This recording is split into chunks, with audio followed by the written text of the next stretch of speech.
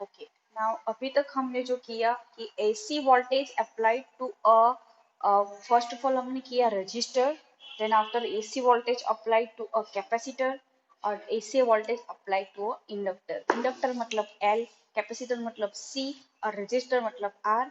यानी कि अब तीनों को सीरीज में कनेक्ट करेंगे तो क्या होगा, देखो जब तीनों को सीरीज में कनेक्ट करते हो आप एल सी और आर, तीनों को जब आप सीरीज में कनेक्ट करते हो तब आप देखोगे कि वोल्टेज जो है वो तीनों के पास सेम टू सेम आ रहा है, करंट भी तीनों के पास सेम टू सेम आ रहा है।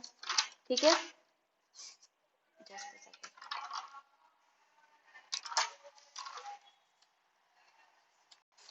तीनों के पास वोल्टेज और करंट जो है वो सेम आ रहा है, सेम। यहाँ पे इसको इसको और इसको सबको जो है वोल्टेज जो है वो सेम मिलेगा, इस वाले बैटरी के थ्रू तीनों को वोल्टेज सेम मिलेगा, वो भी कौन सा, v m sine omega t. और करंट जो है वो भी तीनों का सेम होगा, वो भी कौन सा, I is equal to I M sine omega t. मतलब सीरीज कनेक्शन में, रजिस्टर के सीरीज कनेक्शन में क्या होता है, अगर आपने पढ़ा हो चैप्टर स्टैंडर्ड 10th में, वहां पे क्लियरली कहा है कि सीरीज कनेक्शन में जो इंडिविजुअल जितने भी रेजिस्टेंस को आप कनेक्ट करते हो ना, उसका एडिशन करते हो, उसका जो सम होता है is equal to total resistance, sorry it is equal to total potential, या आप वोल्टेज V कह सकते हो। तो उसके अकॉर्डिंग आप लिख सकते हो कि V is equal to V1 plus V2 plus V3। Okay, अब V1 यानी कि आप फर्स्ट V1 ले सकते हो, आप किसका, कोई भी ले सकते हो। इन केस मैंने ले लिया इंडक्टर का ले लिया। तो इंडक्टर का वोल्टेज कैसे फाइंड करते हो, इंडक्टर का वोल्टेज यानी कि ये ईएमएफ और V इक्वल होता है। इंडक्टर का ईएमएफ क्या होता था, L d i by d t होता था ना, E is proportional to d i by d t, अगर आपको याद है तो प्रोपोर्शनलिटी को छोड़ते हो तो L होता है, इसलिए यहाँ पे लिखा है L d i by d T plus V2 यानी कि इसका वोल्टेज, तो ओम्स लॉ ने कहा था V is equal to I r, तो इसलिए यहाँ पे लिखा है I into r plus capacitor का वोल्टेज। कैपेसिटर ने क्या कहा था, कैपेसिटर कैसे आता है, charge is directly proportional to voltage, अगर प्रोपोर्शनलिटी को छोड़ोगे तो आ जाएगा C यानी कि कैपेसिटेंस CV। तो C, ये अगर आप V की वैल्यू लिखना चाहते हो तो ये होगा Q बाई C, तो इसलिए यहाँ पे Q बाई C है। आया समझ में नयन, इसलिए Q बाई C है। तो ये तीनों का एडिशन इज इक्वल टू इसका वोल्टेज, सिर्फ LCR सर्किट में इतना ही है।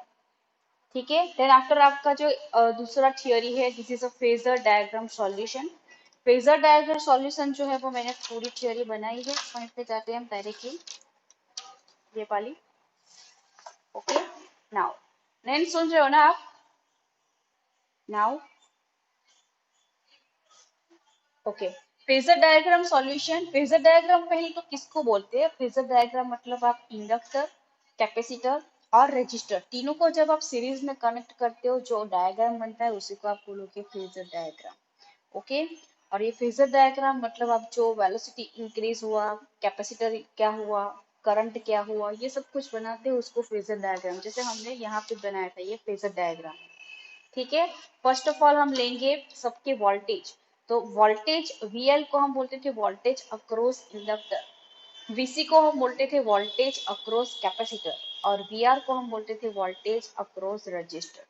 Okay, now in series register आगे की अभी अभी इसी वक्त हमने जो डिस्कस किया कि सीरीज का सर्किट में जब भी कोई कनेक्शन होता है तो वो इंडिविजुअल सबका addition is equal to whole circuit का वोल्टेज, यानी कि कैपेसिटर का वोल्टेज प्लस इंडक्टर का वोल्टेज प्लस रेजिस्टेंस का voltage is equal to whole circuit का वोल्टेज। तो आप ऐसा लिख सकते हो VL plus VC plus VR is equal to VM sine omega t, VM is also V।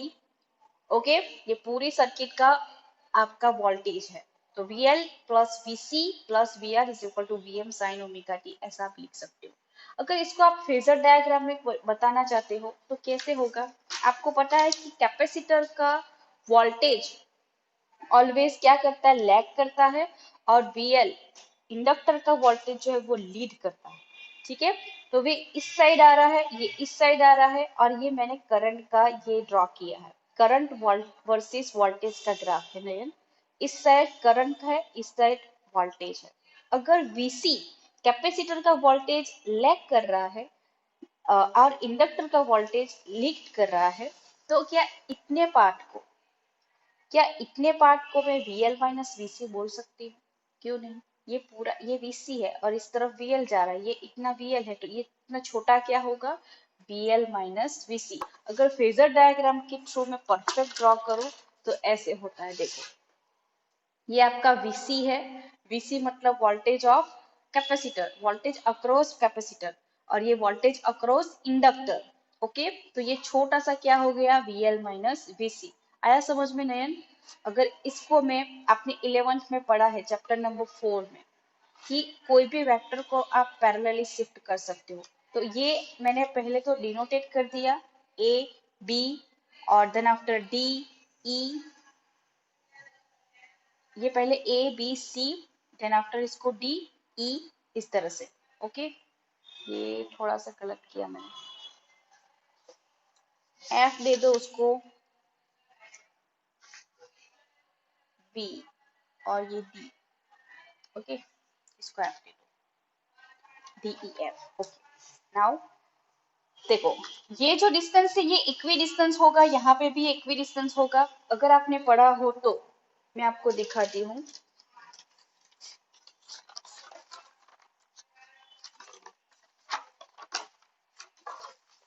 देखो, ये आपका करंट है और ये वोल्टेज है। ठीक है, यहाँ पे VL माइनस VC है, और मैंने क्या किया, ये आपका VL माइनस VC है। ओके, नाउ ये और ये, अगर ये आपने कनेक्ट कर दिया ऐसा, तो क्या ये इसका रिजल्टेंट होगा? वाई नॉट, ये इसका रिजल्टेंट होगा। मतलब ये जो है वो क्या है? ये आपका VL माइनस VC है, ये VL माइनस VL है, और ये I जो है वो होल सर्किट का वोल्टेज है, होल सर्किट का वोल्टेज यानी कि VR। क्या है ये आपका? VR। ठीक है, तो अगर ये VR है, ये VL माइनस VC है, तो ये दोनों का एडिशन जो होगा वो आपका ये रिजल्टेंट वेक्टर V होगा, और इसी को हम बोलते हैं इम्पीडेंस।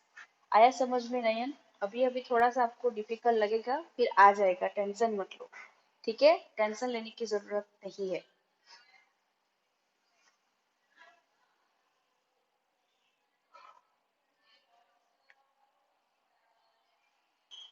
ओके, चलो देखो, यहाँ पे मैंने BD को कंसिडर किया है VL minus VC। VL minus VC consider किया बिकॉज VL इंडक्टर का वोल्टेज ऑलवेज क्या करता है? लीड करता है। कैपेसिटर का वोल्टेज ऑलवेज लैग करता है। तो ये VC है, ये VL है, तो ये छोटा सा पार्ट जो है ना, उसको हम बोल सकते हैं VL minus VC। VL minus VC, तो या ये VL माइनस VC है, तो ये भी VL माइनस VC होगा। अब ये जो है वो होल सर्किट का करंट है ये, तो इसको आप VR दिखा सकते हो। ठीक है, इस तरफ कैपेसिटर, इस तरफ इंडक्टर, I की डायरेक्शन में रेजिस्टेंस होता है। अगर आपको नहीं पता है तो मैं आपको दिखाती हूँ I के डायरेक्शन में VR कहाँ पे होता है। टेंशन मत लो, कंफ्यूजन हो सकता है, बट देखो, AC voltage applied to a resistor, यहाँ पे यहाँ पे वोल्टेज और करंट दोनों एक ही डायरेक्शन में थे, आप क्लियरली देख पाओगे। ये वोल्टेज की डायरेक्शन भी सेम, करंट की डायरेक्शन भी सेम। जब AC voltage applied to a resistance आपने थियोरी पढ़ी थी, आपको पता होगा उसके अंदर कोई भी एंगल नहीं है, बिकॉज वोल्टेज और करंट दोनों एक ही डायरेक्शन में होते हैं। मतलब उसके अंदर फेज डिफरेंस एक ही डायरेक्शन में होता है। इसलिए आप इस सर्किट में I की जगह पे VR लिख सकते हो, बिकॉज रेजिस्टेंस का वोल्टेज जो होता है वो करंट की ही डायरेक्शन में होता है। ठीक है, इसलिए मैंने यहाँ पे VR लिखा। अब क्लियर हुआ नयन? ओके, चलो, अब मैंने पाइथागोरस थ्योरम लगाना है।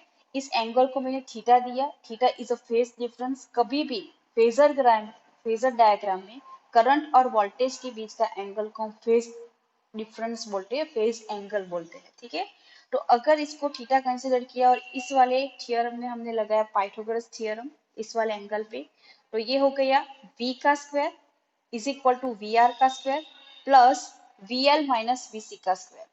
इसको कंसिडर मत करो, ये वाला जो है मैं यहाँ पे ड्रॉ करती हूँ। ये VC माइनस VL, ये आपका VR, और ये आपका V।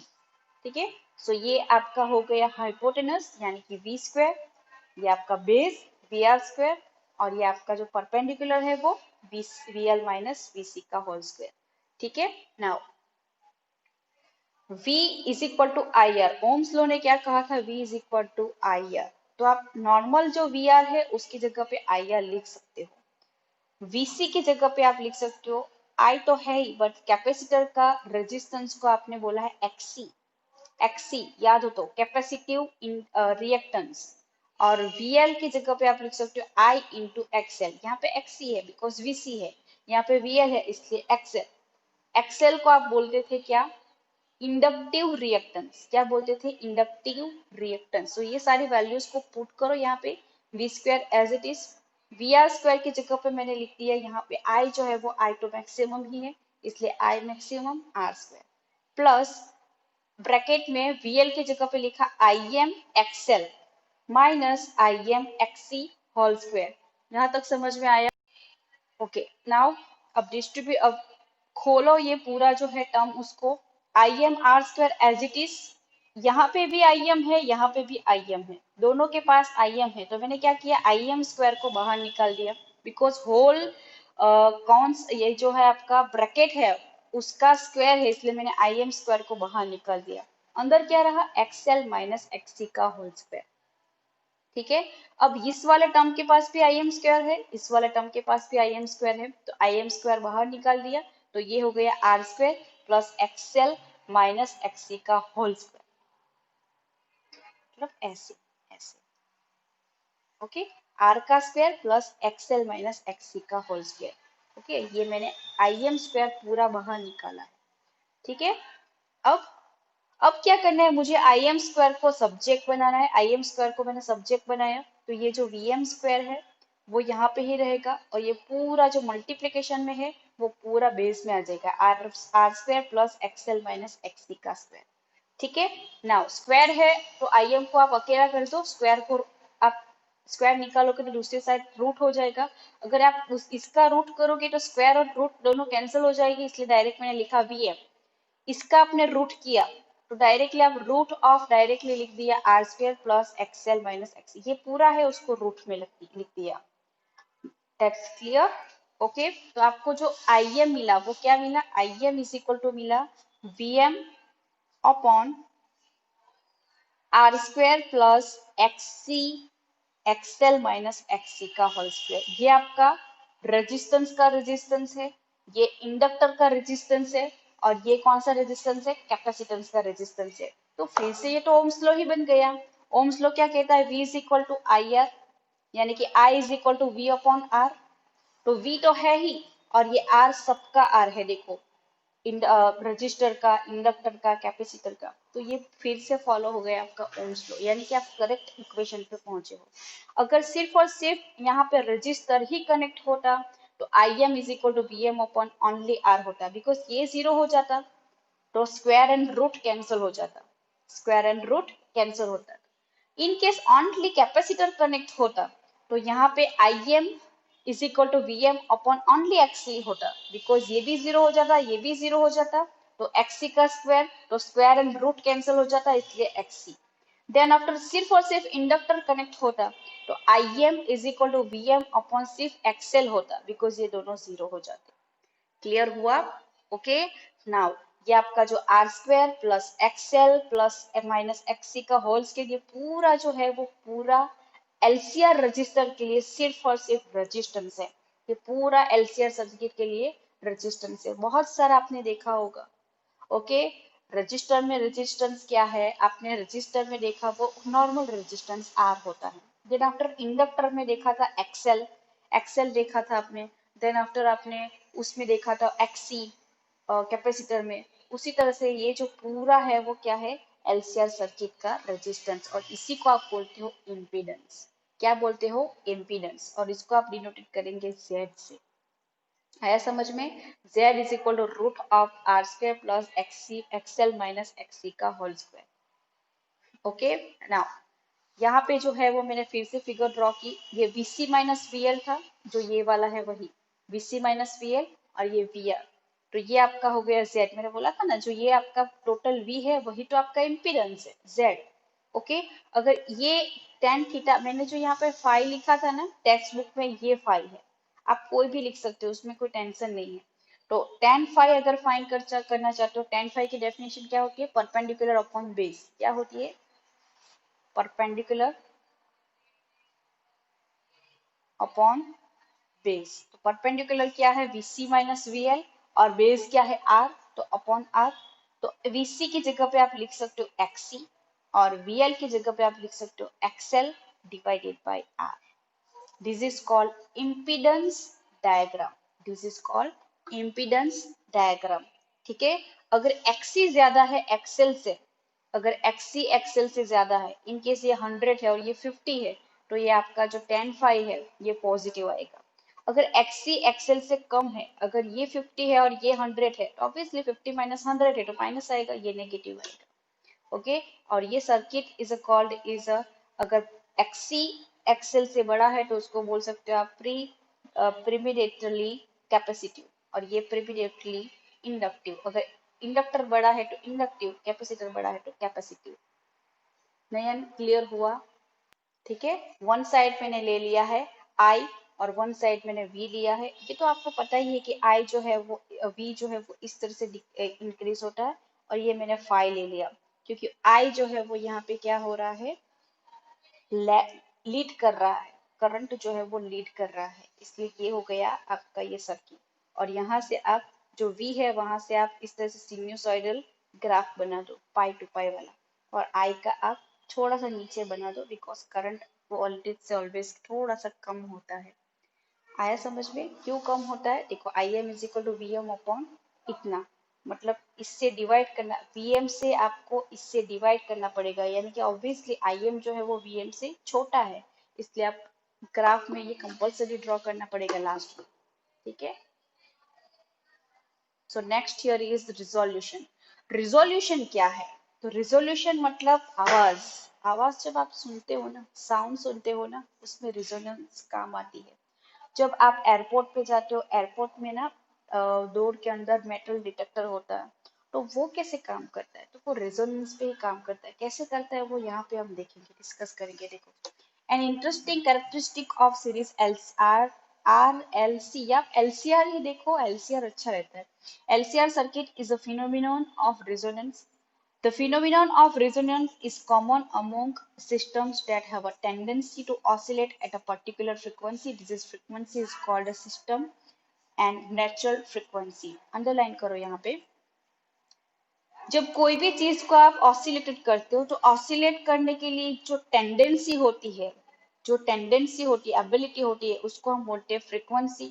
कोई भी बॉल है, जब चाइल्ड कोई खेल रहा है बॉल से, तो नेचुरली वो इस तरह से ऐसे ऐसे से वो हो रही, तो उसको नेचुरली फ्रीक्वेंसी बोल सकते हो।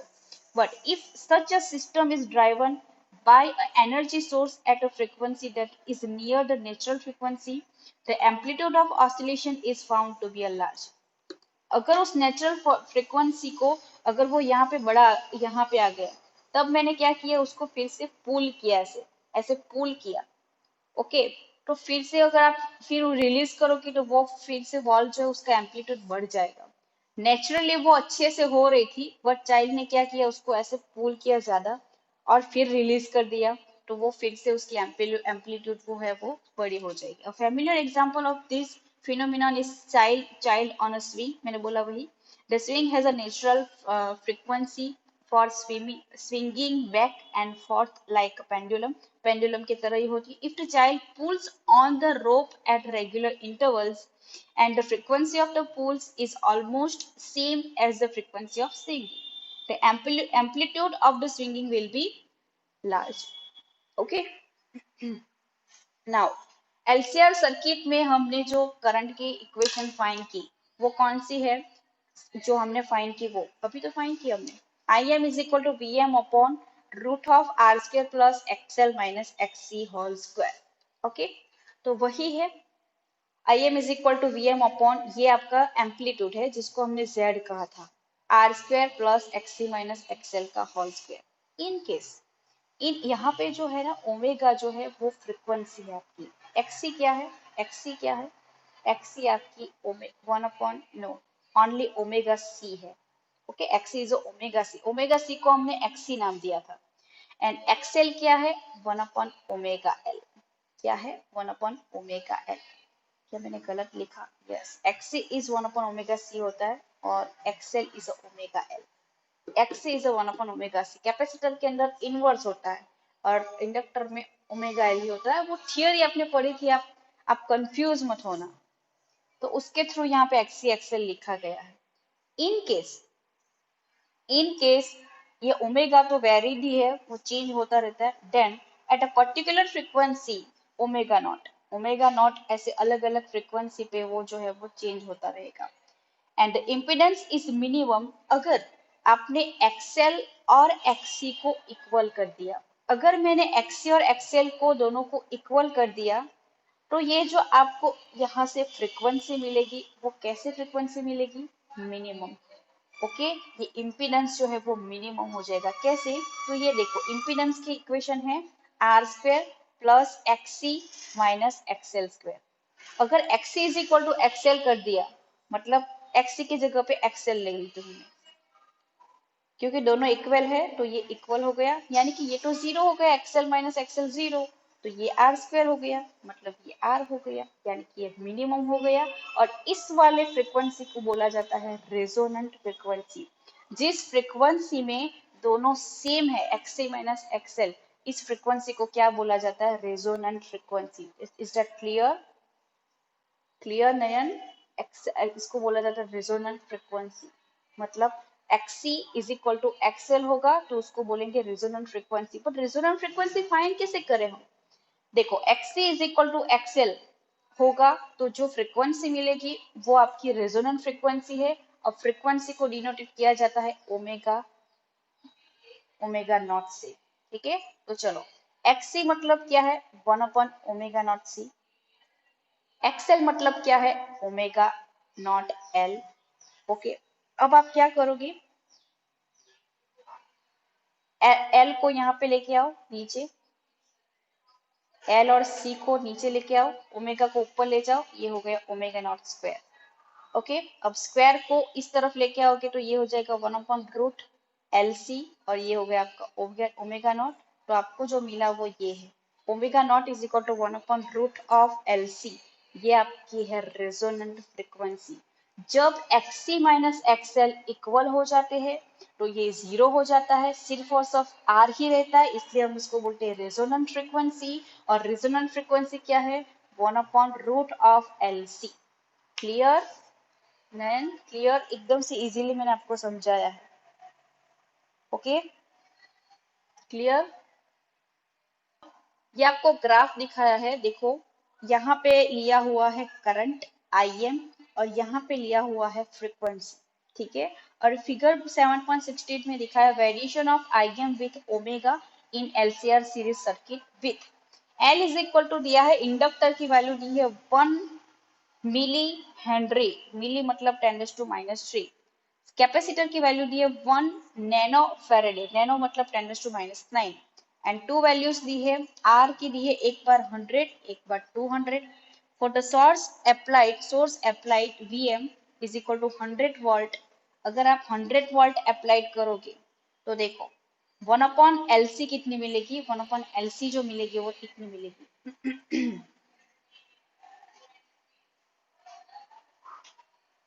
1 × 10⁶ रेडियन। ओके, इतनी मिली। तो देखो कैसे, जब 100 की बात है तब की बात करिए, जब आप 100 अप्लाई करते हो तब की बात है। 200 में कम हो जाएगी, 100 में ज्यादा होगी। देखो जब मैंने 100 अप्लाई किया तो फ्रीक्वेंसी यहाँ पे एकदम से शार्प मिलेगी। यहाँ पे आवाज आपको शार्पनेस, एकदम से इसकी शार्पनेस ज्यादा मिलेगी। ये 1 × 10⁶ यानी 1 के ऊपर यहाँ पे ये इंक्रीज हुआ। ओके, और यहाँ पे जो है वो ये जो है वो 200 की है। मतलब वोल्टेज आप जितना ज्यादा लोगे ना, रेजिस्टेंस जितना ज्यादा लोगे ना, उतनी फ्रीक्वेंसी जो है वो आपको कम मिलेगी। ये आपका 200 का, ये आपका 100 का, डेट्स इट, इतना ही है, यहाँ पे इतना ज्यादा मत पढ़ो। ठीक है, और ये जो है आपकी, इसको बोला जाता है बैंडविड्थ।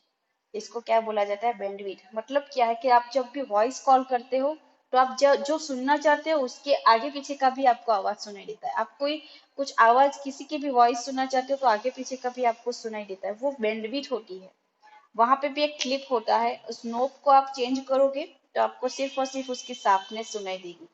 ठीक है, सिर्फ और सिर्फ आपको उसकी शार्पनेस सुनाई देगी। Okay, resonance circuits have a variety of application. For example, in the tuning mechanism of a radio, TV, or a TV set. The antenna of a radio accepts signal from many broadcasting stations. The signals picked up in the antenna act as a source in the tuning circuit of the radio. Radio के अंदर circuit जो होती है उसमें antenna काम करता है। Antenna के आप जब भी आप जाते हो आपको रेडियो कैसे वॉइस होती है, तो एंटेना जो है उसको पिकअप करती है, उसमें ब्रॉडकास्ट होती है वॉइस। ओके, और उससे सिग्नल से आप ये फ्रीक्वेंसी आपके आपके अंदर जो नोब होता है ना, उससे उस फ्रीक्वेंसी, अगर आपको चाहिए चैनल नंबर 4, तो चैनल नंबर 4 की अगर फ्रीक्वेंसी है ओमेगा 4, तो उसमें ओ 1 2 3 4, ओके, तो वो 4 पे ओमेगा 4 जो है वो कनेक्ट ऐसी सेट की हुई होती है, तो उस फ्रीक्वेंसी के पास आप जाओगे तो वो वाली आप चैनल का रेडियो सुन पाओगे। ठीक है, तो ये सब कुछ होता है रेजोनेंस से। But here one particular radio station, we tune the radio. In tuning, we vary the capacitance of a capacitor in the tuning circuit such that the resonant frequency of the circuit becomes nearly equal to the frequency of the radio signal received. Okay, resonant frequency की definition जो है 1/LC। जैसे ही आप knob से change करते हो ना, वहां पे कैपेसिटर कनेक्ट होता है, कैपेसिटर वहां पे चेंज होता है। ठीक है, जिससे इंडक्टेंस जो है उसको भी इफेक्ट होता है, और इसकी वजह से जो फ्रीक्वेंसी है वो आप कैचअप कर वो फ्रीक्वेंसी आप पिकअप कर पाते हो। ठीक है, नोब के साथ कौन कनेक्ट होता है? कैपेसिटर। ये इक्वेशन से ही ये सब कुछ अंदर आपको ऐसा होता होगा कि ये क्या बनाया है, क्यों बनाया है, बट ये इक्वेशन से ही सर्किट को कनेक्ट किया जाता है। ये इक्वेशंस मैथमेटिकली जो प्रूव करते हैं, प्रैक्टिकली भी उसमें ऐसा ही होता है। ठीक है, okay. When this happen, the amplitude of the current with the frequency of the signal of the particular radio station in the circuit is maximum. It is important to note that resonance phenomena is exhibited by a circuit only if both L and C are present in the circuit. अगर दोनों present होंगे तभी आप resonant frequency को catch up कर पाओगे। Only then do the voltage across L and C cancel each other, both being out of phase। and because cancel क्यों है, आपको पता है कि ये VL है, ये VC है, VC इस तरफ होता है, तो ये कैंसिल होते हैं एक दूसरे के साथ, तो इसकी वजह से टोटल रेजिस्टेंस क्या हो जाता है R। प्रैक्टिकल ग्राफ के थ्रू भी आपको पता चलता है, और यहाँ पे भी पता चलता है कि ये दोनों एक दूसरे के इक्वल है, तो एक दूसरे को वो कैंसिल कर देते हैं, इसलिए ये रेजोनेंट फ्रीक्वेंसी है। ये ही दोनों होंगे तो वो कैंसिल नहीं होंगे, ये दोनों होंगे तो कैंसिल नहीं होंगे, तीनों होने चाहिए, एक्सी एंड एक्सएल दोनों होने चाहिए, तभी आपको ये रेजोनेंट फ्रीक्वेंसी मिलेगी, अदरवाइज नहीं। अब शार्पनेस ऑफ रेजोनेंस है वो नेक्स्ट लेक्चर में हम पढ़ेंगे, नहीं तो मैं फिर वीडियो लेक्चर आपको सेंड कर दूंगी। ठीक है, यहाँ तक समझ में आया? नहीं